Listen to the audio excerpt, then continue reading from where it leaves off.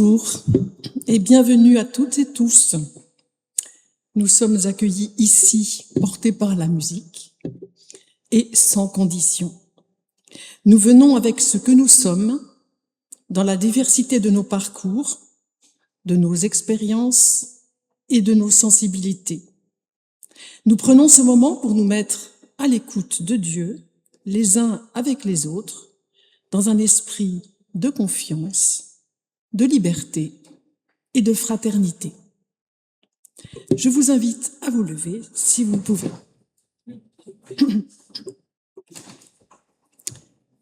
Seigneur, tu es au milieu de nous.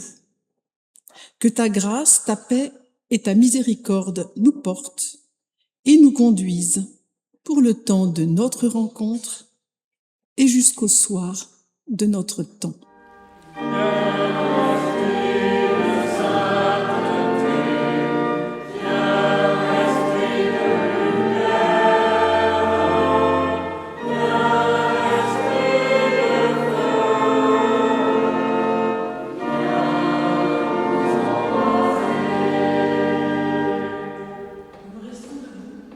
Pour louer Dieu. Ô Dieu, nous nous tournons vers toi. Nous te louons pour l'éclat renouvelé de la lumière, pour les arbres et la rivière qui passe, pour les visages de nos frères et nos sœurs, pour ton accueil au matin de ce jour. Nous contemplons le seul visage que nous avons reçu de toi, le visage de Jésus. Père, nous reconnaissons dans cet homme la présence et la trace de ta venue. Dans ce serviteur, la force de ta bonté. Dans ce condamné, la solidarité. Dans ce ressuscité, la manière d'ouvrir les routes, toutes les routes. Merci Seigneur de nous avoir donné le Christ, notre frère. Amen.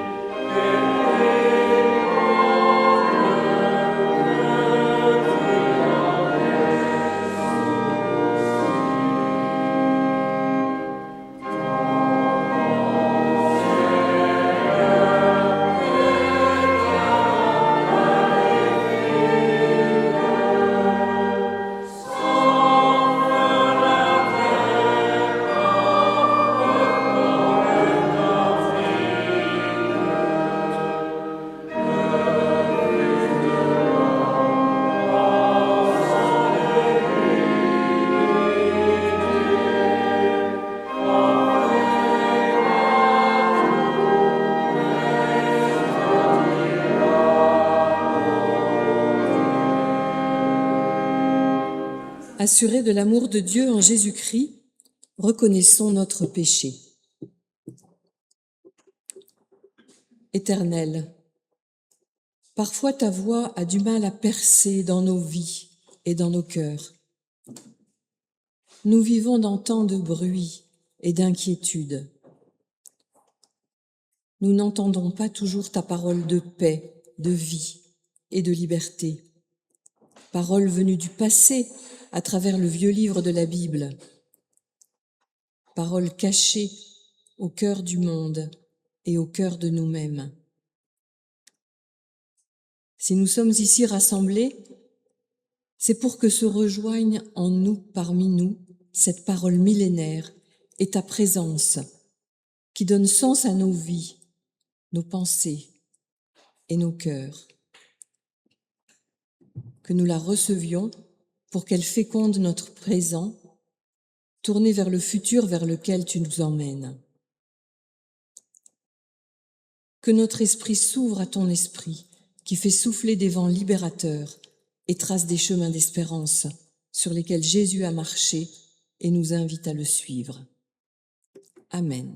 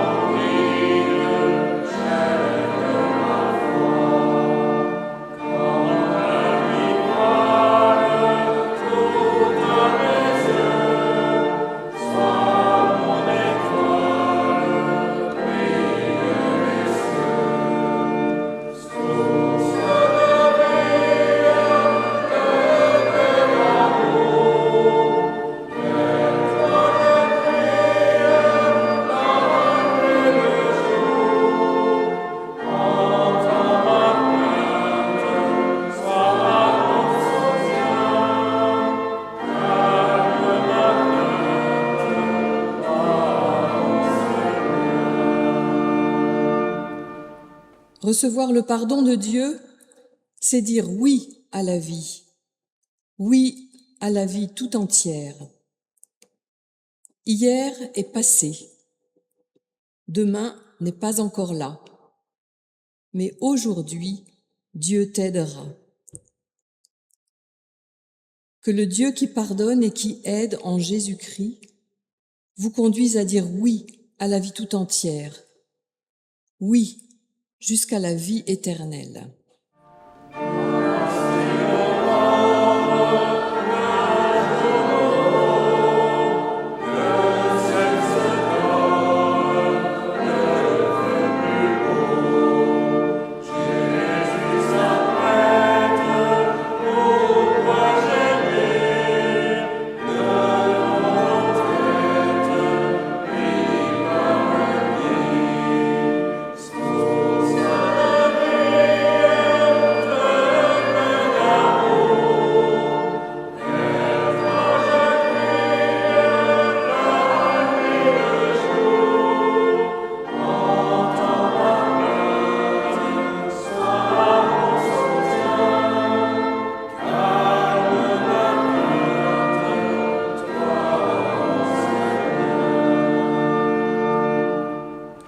Et nous restons debout pour entendre la volonté de Dieu.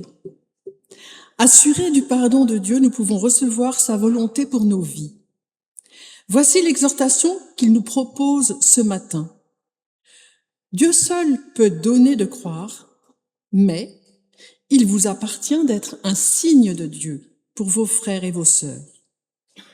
Dieu seul peut donner d'espérer, mais il vous appartient de redonner confiance à vos frères et vos sœurs. Dieu seul peut donner la joie, mais il vous appartient de sourire. Dieu seul est la lumière du monde, mais il vous appartient de réfléchir cette lumière pour vos frères et vos sœurs. Dieu seul peut faire des miracles, mais il vous appartient d'apporter vos 5 pains et vos 2 poissons. Amen. Avant d'ouvrir la Bible, nous prions Dieu. Seigneur, nous te prions de ressusciter nos vies, de les rendre claires et belles sous la lumière de l'Évangile. Que ta parole nous touche au plus secret de nous-mêmes, mettant chaleur, paix et joie dans notre cœur. Que ton amour et ta paix chassent en nous les troubles et les hésitations. Que ta joie nous accompagne dans nos chemins, et quand ils sont semés d'obstacles, et quand ils sont semés de merveilles. Dieu notre Père, accorde-nous ton Esprit Saint pour que ces mots ordinaires deviennent extraordinaires, parce qu'ils résonneront en nous comme ta parole. La première lecture se trouve dans le livre des Rois au chapitre 19, les versets 9 à 13. Là-bas, Élie entra dans la grotte et y passa la nuit. Alors le Seigneur lui adressa la parole. « Que fais-tu ici, Élie » Il répondit. « Seigneur, Dieu de l'univers, je t'aime tellement que je ne peux plus supporter la façon d'agir des Israélites. Ils ont abandonné ton alliance. Ils ont démoli tes autels. Ils ont tué tes prophètes. Je suis resté moi seul et ils cherchent à me prendre la vie. Sors, lui dit le Seigneur, et tiens-toi dans la montagne. Je vais passer. Aussitôt, un grand vent violent souffla. Il fendit les montagnes et brisa les rochers devant le Seigneur. Mais le Seigneur n'était pas dans le vent. Après le vent, il y eut un tremblement de terre. Le Seigneur n'était pas présent dans le tremblement de terre. Après le tremblement de terre, il y eut un feu. Mais le Seigneur n'était pas présent dans le feu. Après le feu, il y eut le bruit d'un léger souffle. Dès qu'Élie l'entendit, il s'enveloppa le visage de son manteau, il sortit et se tint devant l'entrée. Il entendit de nouveau une voix qui disait « Que fais-tu ici, Élie »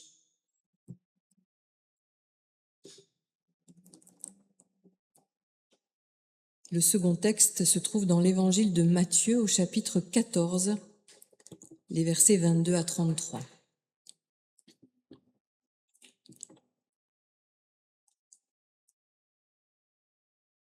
Aussitôt après avoir nourri la foule dans le désert, Jésus obligea les disciples à monter dans la barque et à le précéder sur l'autre rive, pendant qu'il renverrait les foules.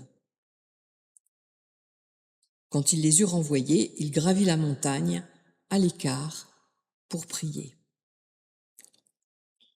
Le soir venu, il était là, seul. La barque était déjà à une bonne distance de la terre, elle était battue par les vagues, car le vent était contraire.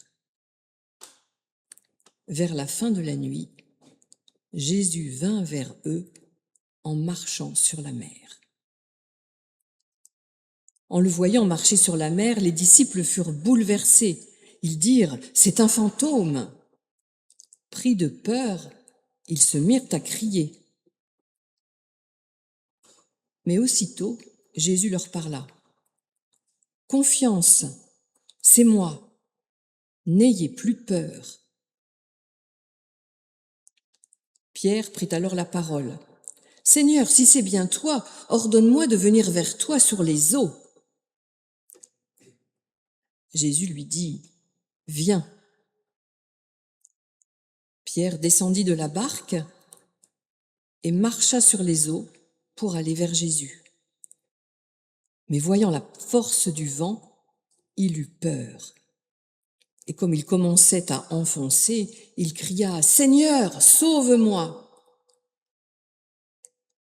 Aussitôt, Jésus étendit la main, le saisit et lui dit « Homme de peu de foi, pourquoi as-tu douté ?»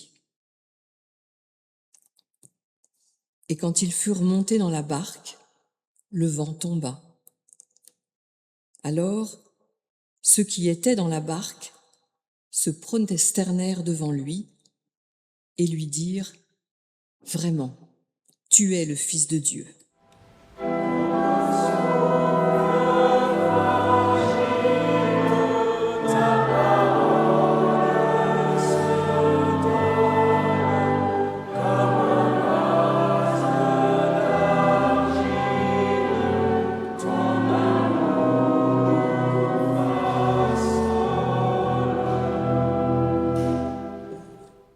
Alors, je sais pas vous, mais moi, je suis pas une connaisseuse folle de la Bible. Donc, quand je reprends un texte ici, dans l'Ancien Testament notamment, j'aime bien me remettre quand même dans l'histoire.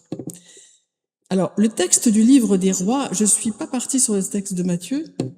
Ça tombe bien parce que c'est le texte qui a été évoqué par Darius ce jeudi à la demande de la famille pour ses obsèques, donc ça tombe bien, pas de comparaison.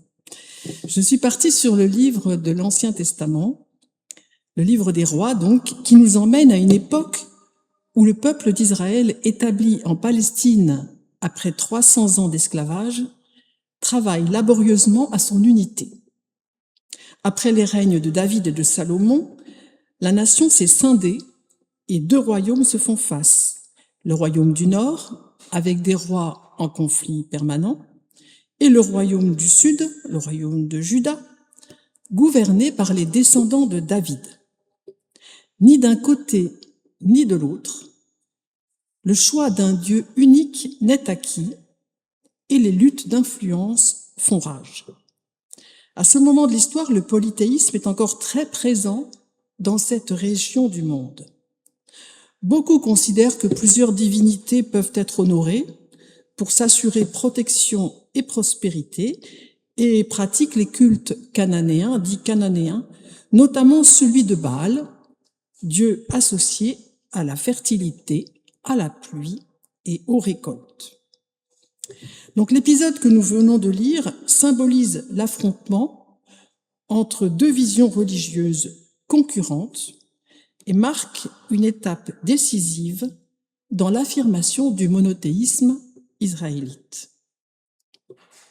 Face aux adorateurs de Baal, les prophètes de Yahvé cherchent à imposer une fidélité exclusive au Dieu d'Israël. Et un de ces prophètes les plus fameux est Élie, dont il est question aujourd'hui.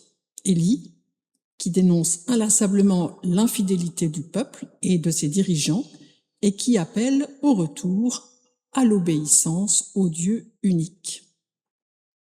Ça, c'est pour le cadre général. Élie vit alors dans le royaume du Nord sous le règne du roi Akab et de sa femme Jézabel. Jézabel, elle est bien connue parce que sur les tableaux, c'est toujours l'horreur personnifiée. Et il vient de remporter une compétition majeure contre les prêtres de Baal, protégés de Jézabel, la vilaine. L'histoire est connue. Élie d'un côté et 450 adorateurs de Baal de l'autre. La victoire est promise au camp, dont le sacrifice sera consumé par un feu divin, surgi grâce à ses prières. Autrement dit, dont la divinité sera plus puissante que l'autre. Résultat, en dépit des cris et des invocations, pas la moindre étincelle n'est venue embraser l'autel dressé par les prophètes de Baal, alors que le feu est tombé du ciel sur le bois et la viande préparés par Élie. Bon, à partir de là, ça dérape. Les faits s'enchaînent. Non content d'avoir triomphé en manifestant avec éclat la suprématie de son Dieu, Élie se laisse emporter par la fureur de son zèle et égorge les 450 adeptes de Baal. Était-ce bien utile? Je ne sais pas. En tout cas, le voilà obligé de fuir la vengeance de Jézabel, qui reste malgré tout fidèle au Dieu païen. Alors Élie a tout donné son énergie, sa foi, son courage, une fidélité farouche. Il croyait être félicité pour avoir démontré la supériorité de son Dieu, et il se retrouve dans le désert, traqué, caché dans une grotte, à bout de force, à ressasser son amertume et ses griefs, et à appeler la mort de ses vœux. Voilà l'histoire. La Bible rapporte des rencontres et des dialogues que les croyants avant nous ont eus avec Dieu au fil des siècles. Elle fait mémoire d'une histoire humaine qui dépasse nos capacités à la maîtriser. La Bible, c'est un monde sans confins où des femmes et des hommes, avec la foi qui était la leur, ont raconté leur recherche de vérité. Alors le livre des rois, comme d'autres dans l'Ancien Testament, comme la plupart en fait, nous plonge dans la rudesse de l'époque. Et pour ce qui nous concerne, nous sommes à l'évidence bien loin de la grandeur tragique d'Élie. Dans ces conditions, le texte peut-il vraiment nourrir notre foi aujourd'hui? Ce qu'on retient habituellement de ce passage, et c'est souvent ce qu'on traite en catéchèse, c'est que Dieu choisit de ne pas se manifester à Élie de la façon spectaculaire qui est souvent associée au divin dans les traditions anciennes. En fait, Dieu est bien présent dans le vent violent, dans le séisme et dans le feu qui se succèdent, puisque ces phénomènes se sont produits pendant que le Seigneur passait, dit le texte. Mais sa voix se fait entendre d'Élie dans un murmure doux et léger, ou selon d'autres traductions, et une qui est vraiment merveilleuse, dans un fin silence. Un fin silence. Une façon sans doute de rappeler à la raison un serviteur aveuglé par une foi pleine de fureur et de violence, une manière d'intégriste, un fou de Dieu, ce genre de croyants qui ont désolé et abîmé l'humanité de tout temps et jusqu'à aujourd'hui. Alors cette douceur nous parle, bien sûr, en tant que lecteurs de l'Évangile, mais davantage que sur ce point, je vous propose de nous attarder ce matin sur les quelques mots qui rejoignent Élie, épuisé et découragé au fond de sa caverne. Que fais-tu ici? Élie n'a pas réussi à convertir le roi, la reine, ni le peuple idolâtre. De vainqueur et vengeur, il est devenu une cible, esselé et apeuré. Il doit reconnaître que son annonce d'un Dieu terrible et tout-puissant est un échec, et cet échec ébranle toutes ses certitudes. Mais, à la place du jugement sévère qui l'attend probablement, Dieu venu à sa rencontre se manifeste à lui par une simple question. Que fais-tu ici, Élie? Parce qu'elle ouvre un espace de réflexion, de quoi être travaillé intérieurement, l'interrogation calme son agitation et redit la confiance.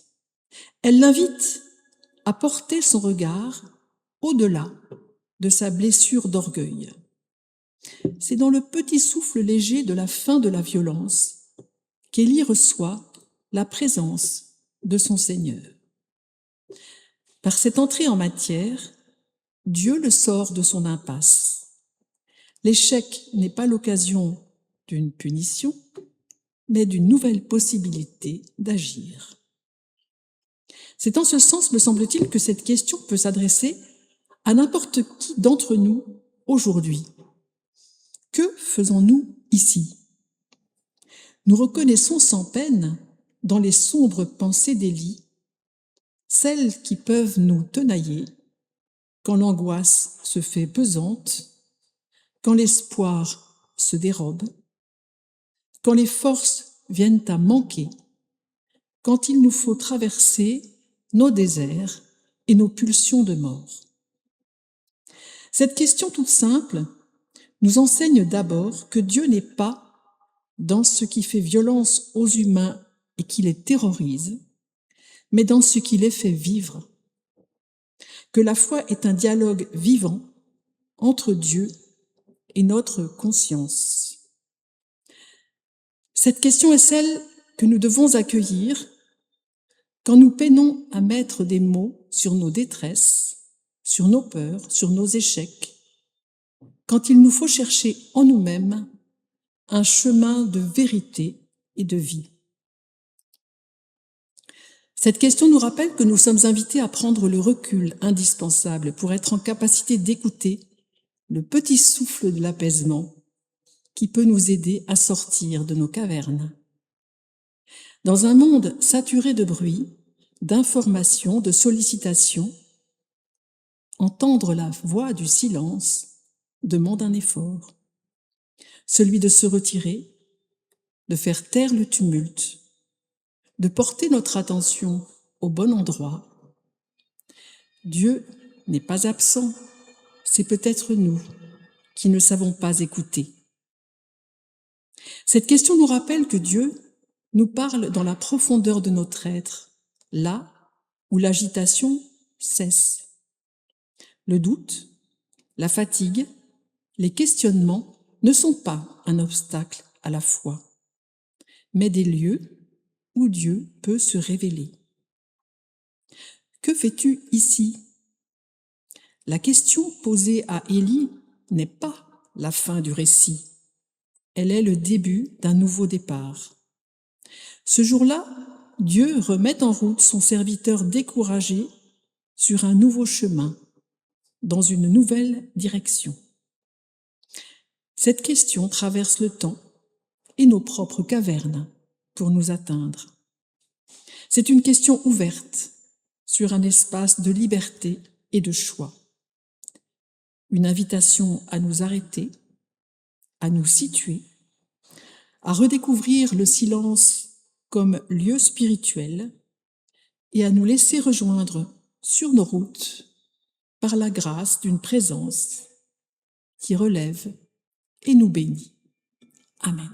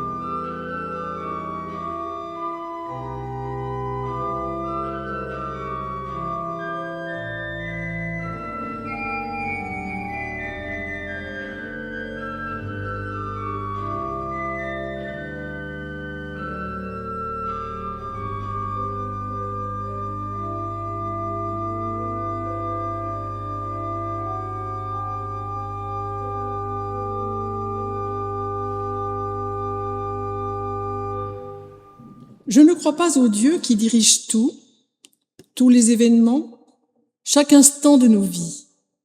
Mais je crois en un Dieu qui crée nos libertés, quels que soient nos chemins. Je ne crois pas au Dieu qui pourrait décider de la mort des vivants, fixant le jour et l'heure. Mais je crois en un Dieu qui fait vivre les morts et les vivants d'une éternelle vie. Je ne crois pas au Dieu qui laisserait tomber après quelques années ses enfants au néant. Mais je crois en un Dieu Père, toujours fidèle, serviteur de la vie. Je ne crois pas au Dieu derrière les nuages, spectateur bien lointain de l'histoire des hommes. Mais je crois en un Dieu venu en Jésus-Christ partager toute notre vie. Je ne crois pas au Dieu surveillant pointilleux de tous nos manquements, mais je crois en un Dieu passionné de bonheur, vivant esprit d'amour, dynamisant nos cœurs. Amen, c'est vrai, nous le croyons. Nous nous unissons maintenant dans la prière d'intercession. Dieu de silence et de présence, nous venons à toi avec tout ce que nous portons ce matin, les questions sans réponse, les peines que nous n'avons pas dites, les espoirs qui résistent malgré tout. Nous te prions pour ce monde qui te cherche trop souvent dans la force, la puissance, la démonstration, et qui passe trop souvent à côté de ta voix légère. Nous te prions pour les lieux où la violence règne, les zones de guerre, les frontières fermées, les peuples épuisés d'attendre la paix. Que quelque chose de doux et de tenace résiste au cœur du fracas, une parole de réconciliation, un geste de justice, une main tendue là où on ne l'attendait plus. Nous te prions pour celles et ceux qui gouvernent, qui décident, qui orientent les destins collectifs. Qu'ils sachent parfois se taire pour entendre ce qui échappe au calcul, la dignité des plus vulnérables, la voix de ceux que les grandes décisions écrasent en silence.